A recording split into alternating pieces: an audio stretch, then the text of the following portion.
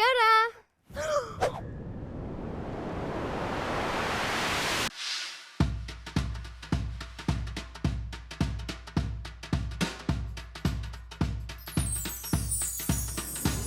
There are thousands of different languages in the world, and where I'm from, all the way down here, we speak English.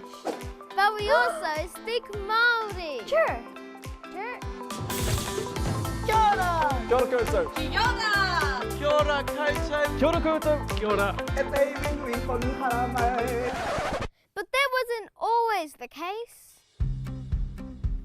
You see, when my tupuna were alive, Te Reo Māori, the Māori language, used to be the only language spoken here. But that all changed when the English people came.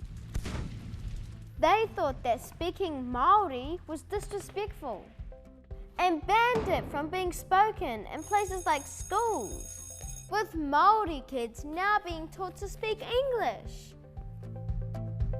And if they ever spoke Māori, they would be hit, punished, or even sent to jail. And by now, our language was in real danger. But for it to survive, we needed a fight. And Māori people came together and fought to get it back, forcing the British to honour the Treaty of Waitangi. More about that in the next video. And it worked! Te Reo Māori became an official language of New Zealand in 1987.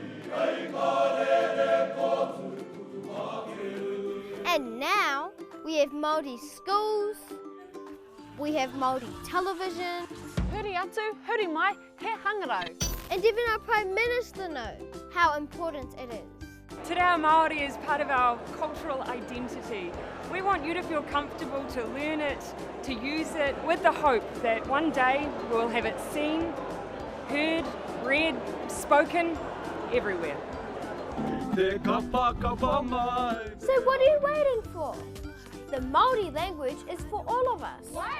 And without it, our entire culture would suffer. Plus, like my cousin Sunny says, Mark my words, Te Reo Māori will make your dreams come true.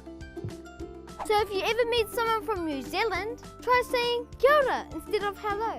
Because with any luck and your help, our language will never be in danger again. Thank you. Kia ora.